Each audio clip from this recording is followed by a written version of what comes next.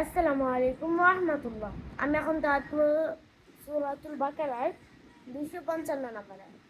এটাকে আমরা আয়াতুল কুরসি বলি। আমরা এখন শুনবো আয়াতুল কুরসি এবং এর অর্থ সহ। আউযু বিল্লাহি মিনাশ শাইতানির রাজীম। বিসমিল্লাহির রহমানির রহিম।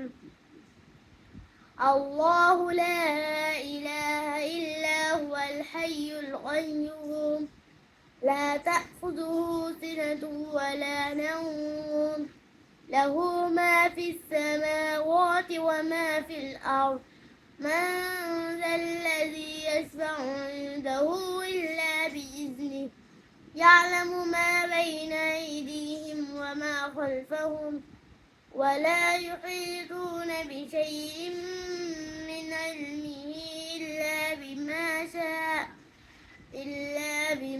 شاء وسع كرسيه السماوات والأرض ولا يؤوده حفظهما وهو العلي العظيم। আল্লাহ তিনি ছাড়া সত্যিকারের কোনো উপাস্য নেই।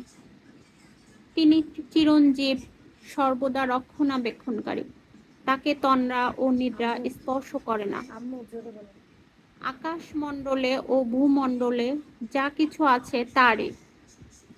কে সেই ব্যক্তি যে তার অনুমতি ছাড়া তার নিকট সুপারিশ করে? তিনি লোকদের সমুদয় প্রকাশ্য ও অপ্রকাশ্য অবস্থা জানেন।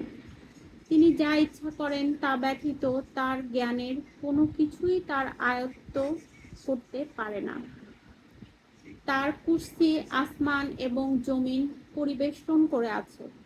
এই দুটো সংরক্ষণের কাজ তাকে পরিশ্রান্ত করে না। তিনি শ্রেষ্ঠ, মহান।